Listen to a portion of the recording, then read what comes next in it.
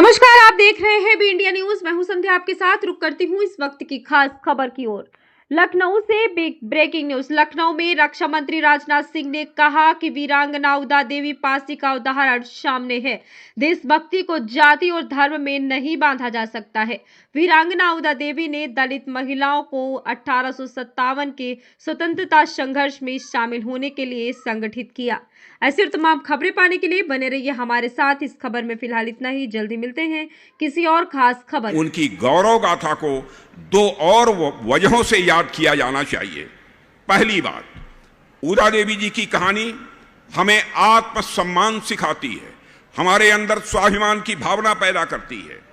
1857 की क्रांति के इतिहास में उदा देवी पासी ने न केवल अंग्रेजी हुकूमत को ही चुनौती दी थी, बल्कि उस सामाजिक व्यवस्था को भी चुनौती दी थी जिसने उनके समाज को सदियों तक हाशिए पर रखा।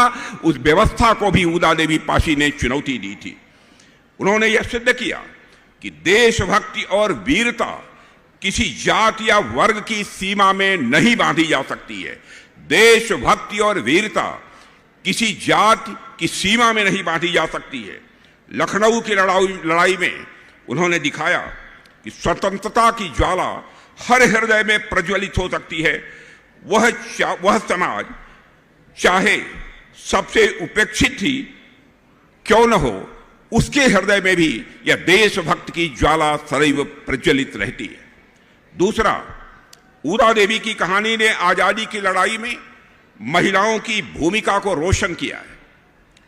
वे हमें याद दिलाती हैं कि यदि महिलाएं बंदूक का उपयोग कर सकती हैं तो युद्ध में लड़ सकती हैं और ब्रिटिश सैनिकों को वह मार सकती हैं, तो वे किसी भी मामले में पुरुषों से कम नहीं हैं।